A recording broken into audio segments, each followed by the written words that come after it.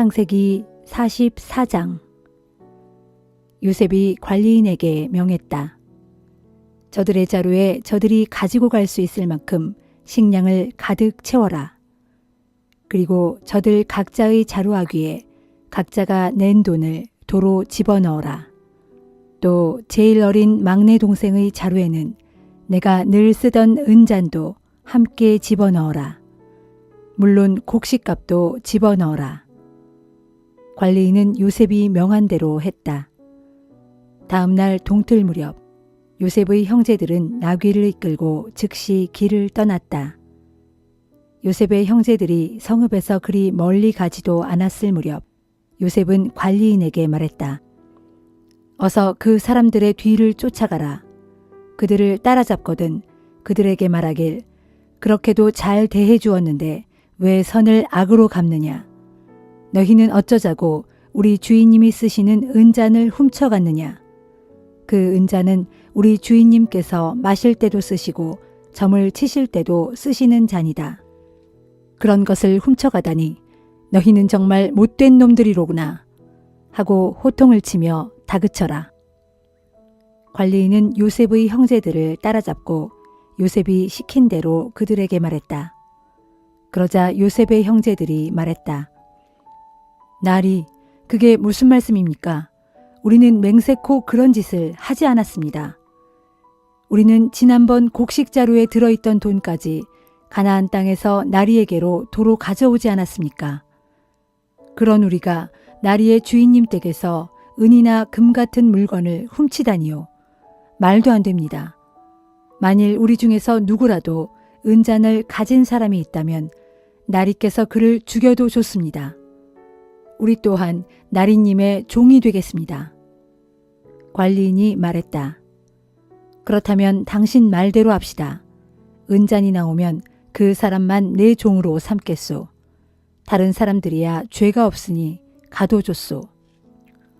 요셉의 형제들은 짊어지고 있던 자루를 내려놓고는 각자 자루를 묶었던 끈을 풀었다. 관리인은 가장 나이 많은 맏아들의 자루부터 가장 나이 어린 막내 동생의 자루까지 샅샅이 뒤지기 시작했다. 그런데 마지막 베냐민의 자루에서 은잔이 나왔다. 형제들은 슬퍼하며 자기들의 옷을 찢고 울었다. 그들은 각자 나귀의 짐을 싣고 성으로 되돌아왔다. 유다와 그의 형제들이 요셉의 집으로 되돌아왔을 때 요셉은 아직 집에 있었다.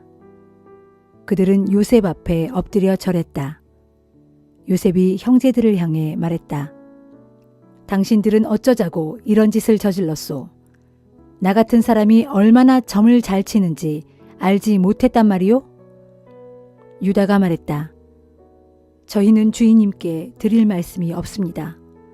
저희가 무슨 말씀을 드릴 수 있겠습니까? 저희가 그런 죄를 저지르지 않았다는 것을 어떻게 증명할 수 있겠습니까? 하나님께서 저희의 죄를 이렇게 들추어내시니 우리 모두 주인님의 종이 되겠습니다. 은잔이 나온 막내뿐만 아니라 우리 모두가 주인님의 종이 되겠습니다. 요셉이 말했다.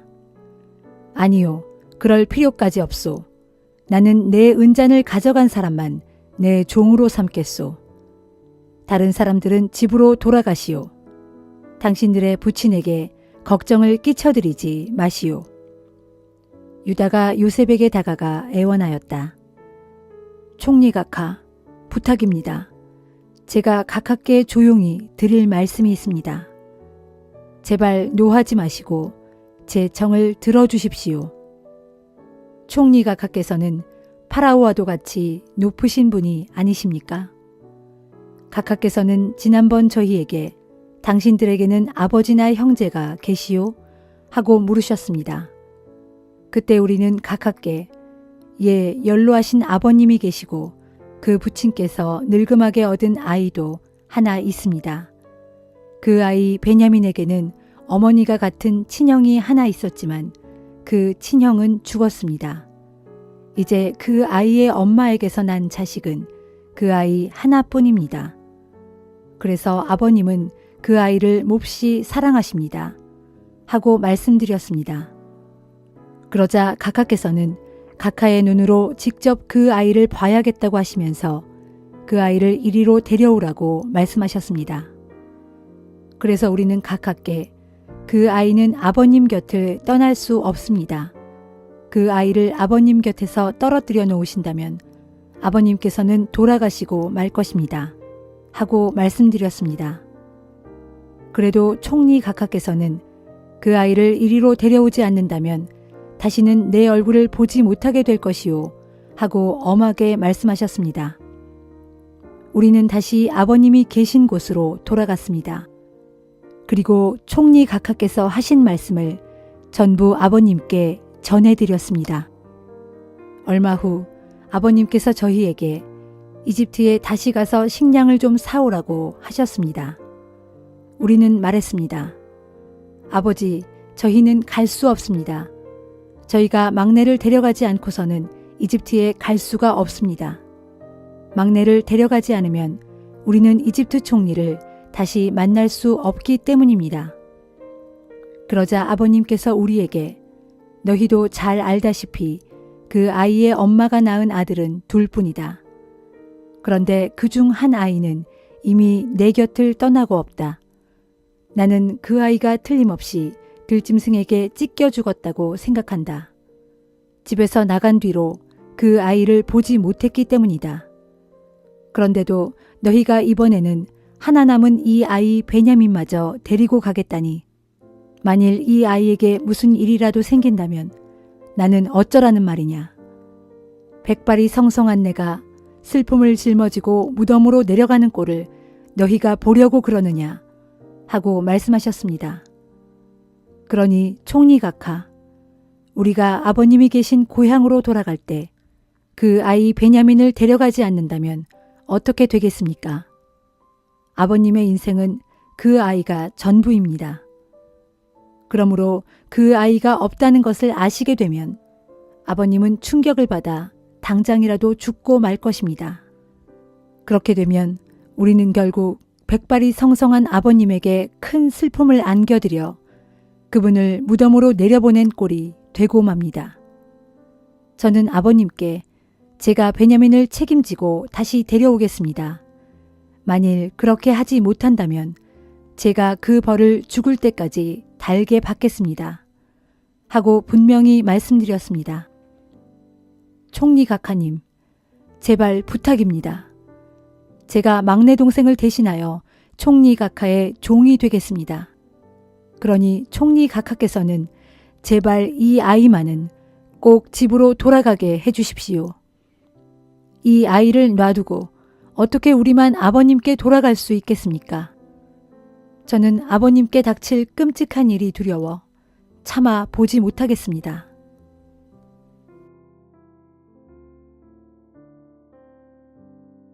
마가복음 14장. 무교절과 유월절이 시작되기 이틀 전이었다. 대제사장과 율법 교사들은 예수를 체포하여 죽일 방도를 찾고 있었다. 그러나 유월절 기간 중에는 그 일로 군중이 소동을 일으킬지도 모르니 일단 그 기간은 피하는 것이 좋겠다는 의견이 지배적이었다. 예수께서 베다니에 있는 나병 환자 시몬의 집에 계실 때였다. 예수께서 음식을 잡수시고 계시는데 한 여자가 매우 값진 순전한 나드 향유가 든 옥합을 가지고 와서 깨뜨리더니 그것을 예수의 머리에 부었다. 그러자 예수와 함께 식탁에 앉아있던 몇 사람들이 화를 내며 그 여자를 나무랐다. 어째서 그 비싼 향유를 그렇게 낭비하는가? 이 향유를 내다 팔면 좋기 300데나리온 이상은 받을 수 있을 텐데 그 돈을 가난한 사람들에게 나누어 주었더라면 얼마나 좋았겠는가? 그러자 예수께서 그들에게 말씀하셨다. 가만두시오. 왜 그 여자를 괴롭히는 것이오? 그녀는 내게 아주 갸륵한 일을 한 것이오. 가난한 사람들은 언제나 당신들 주변에 있으니 당신들이 마음만 있으면 어느 때고 그들을 도와줄 수 있어. 그러나 나는 언제까지나 당신들과 함께 있는 것이 아니오. 그러므로 이 여자는 자기가 할 수 있는 최선의 일을 한 것이오.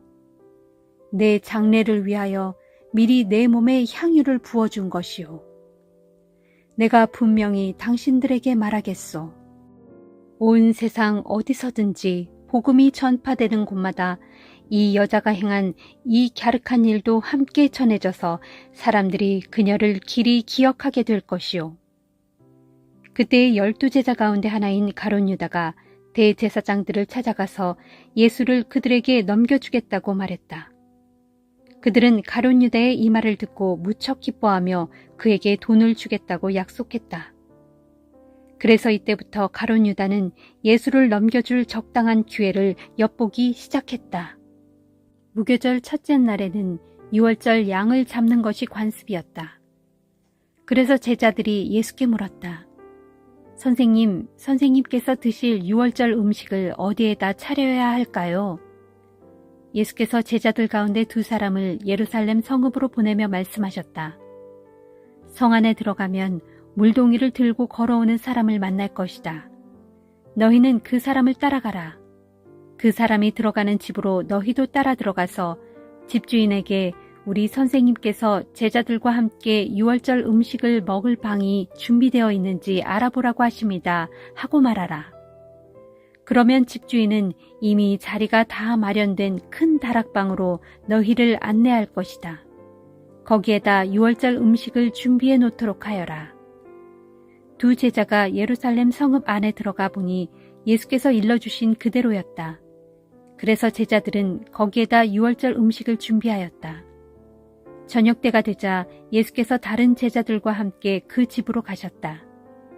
일행이 자리를 잡은 후 식탁에 둘러앉아 음식을 먹고 있을 때 예수께서 제자들에게 말씀하셨다. 내가 분명히 너희에게 말한다. 지금 나와 함께 식사를 하고 있는 너희들 가운데 한 사람이 나를 배신할 것이다. 그 순간 무거운 침묵이 감돌았다. 제자들은 근심에 쌓여 저마다 예수께 물었다. 설마 저는 아니지요? 예수께서 대답하셨다. 너희 12사람 가운데 하나다. 지금 나와 함께 그릇에 손을 담근 자가 바로 그 사람이다. 인자는 오래전부터 예언자가 선포한 대로 죽음의 길을 걷겠지만 인자를 배신한 그 사람에게는 참으로 화가 미칠 것이다. 차라리 그는 세상에 태어나지 않았더라면 좋았을 뻔했다. 모두가 한참 유월절 음식을 먹을 때였다. 예수께서 빵을 들어 감사기도를 하신 후 제자들에게 그 빵을 떼어주시며 말씀하셨다. 자, 받아 먹어라. 이 빵은 내 몸이다. 또 잔을 들어 하나님께 감사기도를 드린 후 그 잔을 제자들에게 주시니 제자들이 모두 돌려가며 마셨다. 그런 뒤 예수께서 제자들에게 말씀하셨다. 이 잔은 내 피다. 곧 모든 사람을 위하여 흘리는 새 언약의 피다. 내가 분명히 너희에게 말한다. 하나님 나라에서 새 포도주를 마시게 될 그날까지 나는 포도나무 열매로 빚은 것을 다시는 마시지 않을 것이다. 그들은 찬송을 부른 후 다 함께 올리브산으로 올라갔다. 그때 예수께서 제자들에게 말씀하셨다. 너희는 모두 나를 버릴 것이다. 이미 하나님께서 예언자들을 통하여 이렇게 말씀하시지 않았느냐. 내가 칼을 들어 목자를 칠 터인데 양떼가 뿔뿔이 흩어질 것이다. 그러나 내가 죽음에서 다시 살아난 뒤 너희보다 먼저 갈릴리로 갈 것이다. 그러자 베드로가 예수께 말했다. 선생님, 무슨 말씀을 그리 하십니까? 다른 사람들은 다 주님을 버린다고 할지라도 저는 절대로 주님을 버리지 않겠습니다. 예수께서 베드로에게 말씀하셨다. 아니다. 오늘 밤에 닭이 2번 울기 전에 너는 3번이나 나를 모른다고 부인할 것이다. 그러자 베드로가 더욱 힘주어 말했다. 아닙니다.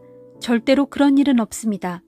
비록 주님과 함께 죽는 일이 있더라도 저는 절대로 주님을 모른다고 부인하지 않겠습니다.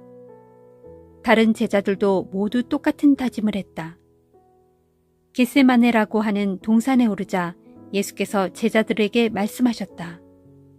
내가 저기 가서 기도하는 동안 너희는 여기 앉아 있어라. 그런 뒤 예수께서는 베드로와 야고보와 요한만을 따로 데리고 올라가셨다. 이때 예수께서 큰 근심과 깊은 번민에 쌓여 말씀하셨다. 내 마음이 너무도 괴로워 죽을 지경이다. 그러니 너희는 여기 머물러 깨어 기도하고 있어라. 예수께서는 홀로 일어나 저만큼 걸어가시더니 땅에 엎드려 기도하셨다. 만일 그럴 수만 있으시다면 이 고난의 시간이 그냥 지나쳐가게 해달라고 간절히 기도하셨다. 예수께서는 이렇게 기도하셨다. 아버지, 나의 아버지여. 아버지께서는 모든 일을 하실 수 있습니다. 그러니 이 잔을 내게서 치워주십시오. 그러나 내 뜻대로 하지 마시옵고 아버지의 뜻대로 하시옵소서. 그런 다음 예수께서 제자들에게로 돌아와 보니 제자들은 쿨쿨 자고 있었다. 예수께서 베드로에게 말씀하셨다. 시몬아, 자고 있느냐? 단 1시간도 깨어서 나와 함께 기도할 수 없단 말이냐? 너희는 깨어 시험에 빠지지 않도록 기도하라. 아, 너희가 마음으로는 원하면서도 육신이 약하구나. 그런 뒤 예수께서는 다시 저만큼 걸어가신 다음 똑같은 말씀으로 다시금 기도하셨다. 그리고 다시 돌아와 보시니 제자들은 여전히 자고 있었다. 너무나 졸려서 그들은 눈을 뜨고 있을 수가 없었던 것이다. 제자들은 예수께 무슨 말을 해야 할지 몰랐다. 예수께서 3번째로 기도하고 돌아오신 후 제자들에게 말씀하셨다. 아직도 자고 있느냐? 그쯤 쉬었으면 되었다. 이제는 때가 되었다. 보라, 인자가 죄인들의 손에 넘겨질 때가 이르렀다. 자, 어서 일어나 가자. 나를 넘겨줄 자가 가까이 와 있다. 예수의 말씀이 채 끝나기도 전에 12제자 가운데 하나인 가룟 유다가 나타났다. 그리고 그와 함께 온 무리들은 손에 칼과 몽둥이를 들고 있었다. 대제사장과 율법교사와 장로들이 보낸 일당이었다. 가룟 유다는 그들에게 내가 껴안고 입맞추는 사람이 바로 예수이므로 실수 없이 그를 붙잡도록 하시오 하고 미리 말해둔 터였다. 가룟 유다는 곧장 예수께 다가가 선생님 하고 부르면서 다정하게 껴안고 입을 맞추었다. 그러자 일당들은 우르르 달려들어 재빨리 예수를 붙잡았다. 그때 예수 곁에 서 있던 사람 가운데 하나가 얼른 칼을 빼어 대제사장의 종을 힘껏 내리쳐서 그의 귀를 베어버렸다. 예수께서 일당들에게 말씀하셨다. 당신들이 칼과 몽둥이를 들고 나를 잡으러 오다니 내가 강도라도 된단 말이오. 내가 날마다 성전 뜰에서 가르칠 때는 왜 나를 잡지 않았소? 하지만 이제 내게 이런 일이 일어나는 것은 성경의 예언이 이루어지기 위한 것이오. 그러는 동안에 예수의 제자들은 모두 예수를 버리고 각기 뿔뿔이 흩어져 어디론가 달아나 버렸다. 그런데 그때 한 청년이 몸에 3배 홑이불만을 두른 채 예수를 뒤따라가고 있었다. 그래서 일당들이 그를 붙잡으려고 하자 그 청년은 홑이불을 던져버리고 알몸으로 재빨리 달아났다. 일당들은 예수를 대제사장의 집으로 끌고 갔다. 그러자 다른 대제사장들과 율법교사들과 장로들이 금방 모여들었다. 베드로는 멀찍이 떨어져서 예수를 뒤따라 대제사장의 집 안뜰까지 들어왔고 거기서 경비병들 틈에 웅크리고 앉아 불을 쬐고 있었다. 대제사장들과 모든 공회의원들이 예수를 죽이기 위해 증거를 찾으려고 애썼지만 아무것도 찾을 수가 없었다. 많은 사람들이 예수에 대해 거짓으로 증언을 해댔지만 서로 일치하지 않았다. 그들 가운데 몇 사람이 자리에서 일어나 이렇게 거짓 증언을 했다. 우리는 저 사람이 사람의 손으로 지은 이 성전을 허물어버리고 사흘 만에 다시 짓겠다라고 말하는 것을 똑똑히 들었습니다. 그러나 그들이 하는 증언들도 서로 들어맞지 않았다. 그러자 대제사장이 그들 앞으로 나와서 예수께 물었다. 그대는 아무 말도 하지 않을 작정인가? 이 사람들이 그대에게 불리한 증언을 하고 있지 않은가? 하지만 예수께서는 입을 다무시고 침묵으로 일관하셨다. 대제사장이 다시 물었다. 그대는 하나님의 아들 그리스도인가? 예수께서 대답하셨다. 그렇소. 내가 바로 그요. 당신들은 인자가 하나님의 오른편에 앉아 있는 것과 하늘 구름을 타고 다시 오는 것을 보게 될 것이요. 그러자 대제사장이 자기 옷을 찢으며 말했다. 더 이상 무슨 증언이 필요하겠소? 하나님을 모욕하는 저 사람의 말을 지금 우리 모두가 직접 들었소. 자, 여러분은 어떻게 생각하시오? 그러자 그들은 모두 예수를 사형에 처해야 마땅하다고 결론지었다. 그들 가운데 더러는 예수께 침을 뱉었고 더러는 예수의 얼굴을 가린 후에 주먹으로 치면서 누가 너를 쳤는지 어디 한번 알아맞혀 보아라 하고 조롱하였다. 경비병들도 예수를 끌고 가 손바닥으로 뺨을 마구 때렸다. 그러는 동안 베드로는 대제사장 집의 뜰 아래쪽에 있었다. 그런데 대제사장의 집에서 일하는 여종 하나가 다가오더니 불을 쬐고 있던 베드로에게 말했다. 당신도 저 나사렛 사람 예수와 함께 다니던 사람이죠? 그러자 베드로는 곧 부인하며 말했다. 도대체 무슨 소리를 하는 건지 모르겠군. 그러고서 베드로는 얼른 바깥들로 나가버렸다. 그 여종은 베드로가 거기 서 있는 것을 보고는 곁에 있는 사람들에게 또다시 말했다. 이 사람은 예수와 한패인 것이 틀림없어요. 그러자 베드로는 또다시 예수를 모른다고 부인하였다. 조금 뒤 곁에 서 있는 사람들이 다시 베드로에게 말했다. 당신도 갈릴리 사람이니 예수와 한패인 게 틀림없소. 그러자 베드로는 맹세까지 하면서 부인했다. 도대체 무슨 소리를 하는 겁니까? 나는 그 사람을 만난 적도 없소. 내 말이 거짓이라면 천벌이라도 받겠소. 바로 그때 닭이 두 번째로 울었다. 그제야 베드로는 닭이 두 번 울기 전에 너는 세 번이나 나를 모른다고 부인할 것이다 라고 경고하신 예수의 말씀이 떠올랐다.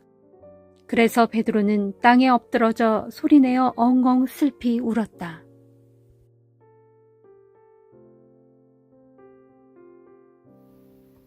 욥기 10장.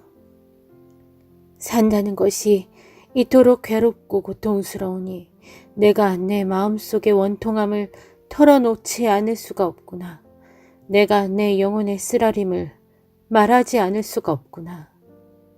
내가 하나님께 아뢰오니 주여 나를 정죄하여 죄인 마냥 다루지 마시고 도대체 무슨 까닭으로 주께서 나같이 하찮은 자와 이리 다투시는지 그 까닭을 말씀해 주소서.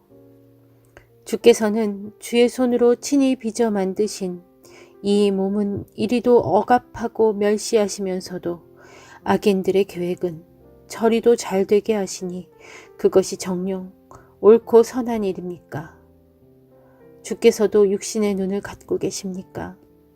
사람이 보는 것처럼 주께서도 그렇게 보고 계시는 것입니까? 주께서 사시는 날이 인간이 사는 날처럼 짧은가요? 주께서 살아가실 횟수가 사람이 누리는 횟수처럼 짧단 말인가요? 그래서 그토록 나의 허물을 찾아내려 힘쓰시고 나의 죄악을 들추려 애쓰시는 건가요?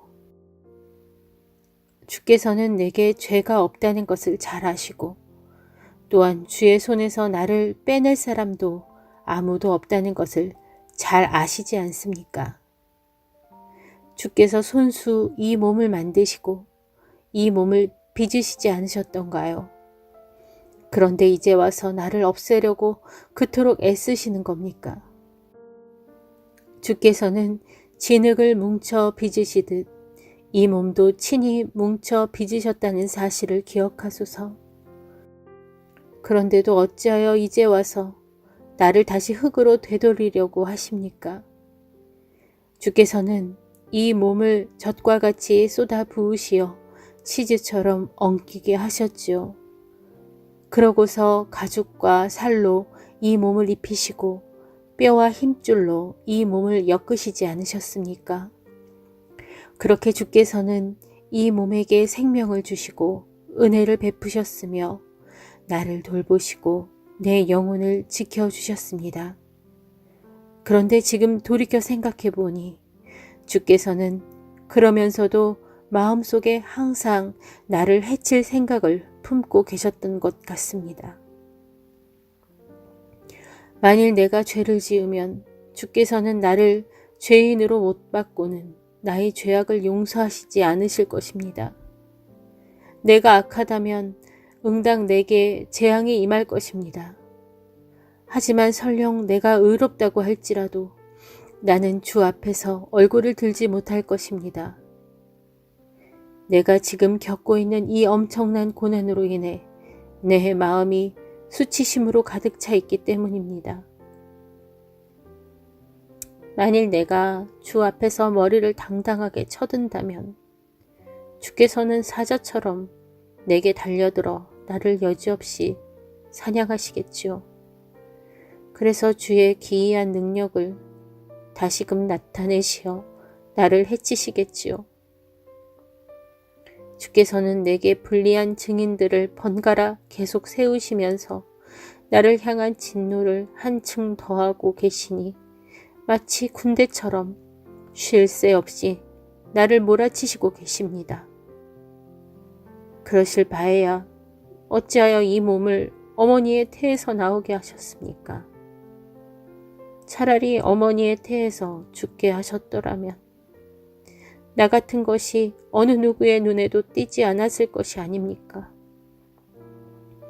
아예 존재하지 않았던 것처럼 여겨졌더라면 더욱 좋았을 것이 아닙니까? 어머니의 태에서 무덤으로 곧장 내려갔더라면 더욱 좋았을 것이 아닙니까? 이제 내 인생의 나날도 얼마 남지 않았습니다. 그렇지 않습니까? 그러니 멈추어 주십시오. 이 몸을 그냥 이대로 내버려 두십시오. 부디 남은 날들만이라도 편히 살게 하소서. 이 몸이 다시는 돌아오지 못할 곳으로 떠나기 전에 어두컴컴한 흑암의 땅, 곧 죽음의 그림자로 온통 뒤덮인 그 땅으로 떠나기 전에 칠흑처럼 어두운 땅, 죽음의 그림자로 온통 뒤덮여 아무것도 구분할 수 없는 땅, 빛조차도 흑암처럼 되어버리는 그 땅으로 떠나기 전에 부디 그리해 주소서.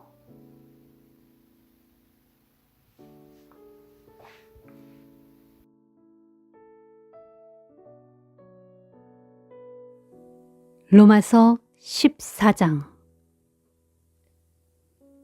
믿음이 약한 사람이라도 그냥 받아들이고 그들의 생각을 시비거리로 삼지 않도록 하십시오. 어떤 사람들은 무엇이든지 다 먹을 수 있는 믿음을 가졌지만 믿음이 연약한 사람들은 단지 채소만 먹을 수 있습니다. 이때 무엇이든 다 먹는 사람은 그렇지 못한 사람을 업신여기지 말아야 하고 모든 것을 다 먹지 못하는 사람은 무엇이든 먹는 사람을 비난하지 말아야 합니다.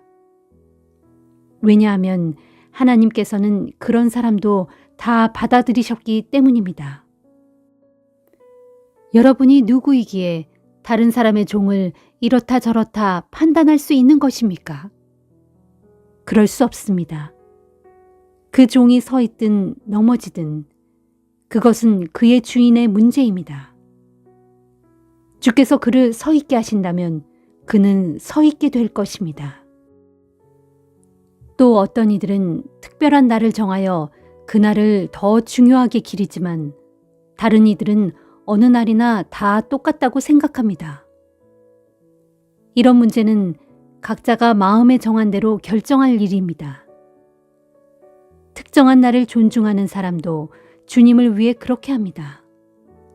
고기를 먹는 사람도 주님을 위해 주님께 감사하면서 먹습니다. 음식을 가리는 사람도 또한 주님께 감사를 드리면서 그렇게 가립니다. 우리 가운데 어느 누구도 자신만을 위하여 사는 사람도 없고 자신만을 위하여 죽는 사람도 없습니다. 우리는 살아도 주님을 위해 살고 죽어도 주님을 위해 죽습니다. 이처럼 살든지 죽든지 우리는 온전히 주님의 것입니다. 바로 이런 이유로 그리스도께서는 죽었다가 다시 살아나셔서 산 자와 죽은 자 모두에게 주님이 되었습니다. 그런데 여러분은 어찌하여 여러분의 형제들을 비난합니까? 왜 여러분의 형제를 업신여깁니까? 언젠가 우리 모두는 다 하나님의 심판대 앞에 서게 될 것입니다. 이와 관련해서 성경에 기록되기를 주께서 말씀하신다. 그날에 모든 이들이 내 앞에 무릎을 꿇을 것이고 모든 이들의 혀가 하나님께 자백할 것이다 라고 했습니다. 그렇습니다. 그때가 되면 우리 각자는 하나님 앞에 자기 일을 낱낱이 자백해야 할 것입니다. 그러므로 이제부터는 서로 비난하지 마십시오. 또한 형제가 걸려 넘어지는 일이 없도록 형제 앞에 걸림돌이나 장애물을 놓아두지 마십시오. 내가 주 예수 안에서 알고 확신하는 이것입니다. 즉, 세상의 어떤 음식도 그 자체로 부정한 것이 아니라는 사실입니다. 하지만 어떤 사람이 특정한 음식을 부정하게 여긴다면 그 사람에게는 그 음식이 부정한 것입니다. 여러분이 먹는 음식 문제 때문에 형제의 마음을 아프게 한다면 여러분은 사랑 안에서 살고 있지 않은 것입니다. 먹는 음식 문제로 형제를 망하게 하지 마십시오. 그리스도께서는 그 형제를 위해서도 죽으셨습니다. 그러므로 여러분이 하고 있는 일이 비록 옳은 일이라 할지라도 그것이 도리어 다른 사람에게 비난거리가 되지 않게 하십시오. 분명히 말하지만 하나님의 나라는 먹고 마시는 문제가 아니라 성령 안에서 누리는 의와 평강과 기쁨의 문제이기 때문입니다. 이렇게 그리스도를 섬기는 사람은 누구든지 하나님께 기쁨이 되고 사람에게도 인정을 받습니다. 그러므로 우리는 모쪼록 서로 화목하게 지내고 서로 덕을 세우는 일에 힘씁시다. 다시 강조하지만 음식 문제로 인해 하나님의 일을 그르치지 마십시오. 본래 모든 음식은 다 깨끗합니다. 그러나 어떤 음식을 먹음으로 해서 그 일이 다른 사람을 걸려 넘어지게 하면 그것은 잘못된 일입니다. 형제를 걸려 넘어지게 하는 일이라면 차라리 고기도 먹지 않고 술도 마시지 않는 편이 낫습니다. 그 일이 무엇이든 다른 형제를 걸려 넘어지게 하는 일은 삼가하지 말아야 합니다. 이런 것들에 대해서 여러분이 믿는 바 확신을 하나님 앞에서 고이 지켜나가십시오. 누구든지 스스로 옳다고 생각하는 일을 행하면서 스스로를 정죄하지 않는 사람은 복이 있습니다. 그러나 의심을 품고 무엇을 먹는 사람은 이미 스스로를 정죄한 것입니다. 그 까닭은 그가 믿음에 따라 행한 것이 아니기 때문입니다. 명심하십시오. 믿음에 따라 행하지 않은 것은 다 죄입니다.